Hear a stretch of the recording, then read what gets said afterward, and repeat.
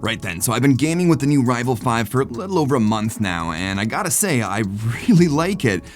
But it wouldn't be my first choice, and I'll explain why in a minute. With that being said though, if you're looking for a good mid-range mouse, I think this is a pretty solid option for 60 bucks. Now, my wife says I have average size hands. Still not sure if that's a backhanded compliment or just a blatant insult, but either way, for my average size hands, the ergonomics have been super comfortable to game with for hours and hours on end. For the build quality, seems pretty solid to me. There's little to no plastic flex with a tight grip and only a tiny bit of plastic creaking every now and then. Certainly much better than my Razer Viper Ultimate, which actuates one of the left side buttons when the thumb pad gets squeezed.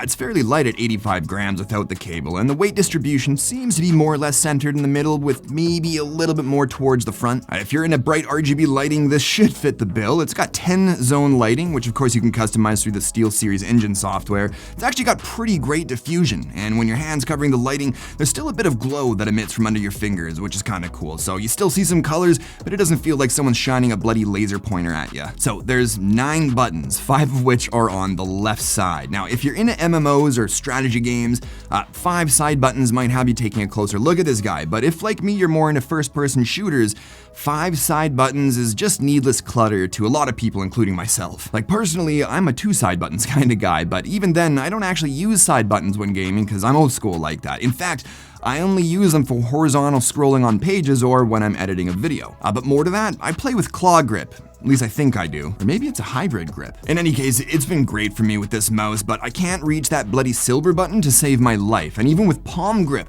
I can only just touch the silver button. Like I still can't actually press it. So if you have average or smaller than average size hands, but do want to use all those side buttons, you're probably gonna struggle with this mouse a bit. The Cpi Selector button's in a good spot. It's out of the way, but still easy to find and hit without looking, and it's far enough away from the wheel that you don't hit it when you're scrolling with it like a water wheel. Now, it's using Steelseries Super Mesh cable. It's not bad, it's not quite as soft and malleable as other cables from mice on the higher end of the price spectrum, but it's decent enough, and I haven't had any issues with dragging or snagging. The left and right buttons are using SteelSeries golden micro switches and come with an IP54 dust and water resistance rating and are rated for 80 million clicks. So they're durable, accurate, and actually feel good and sound good.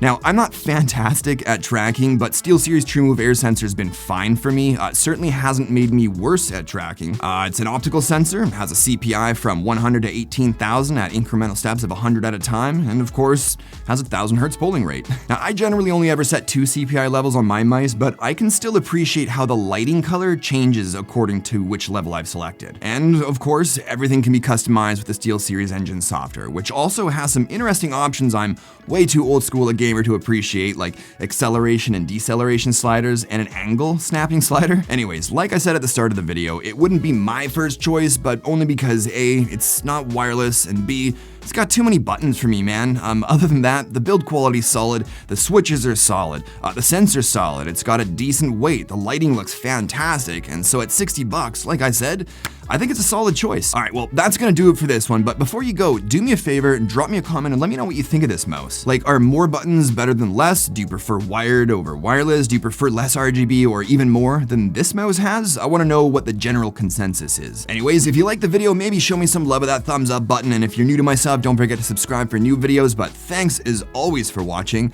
and I'll talk to y'all in the next one. Cheers.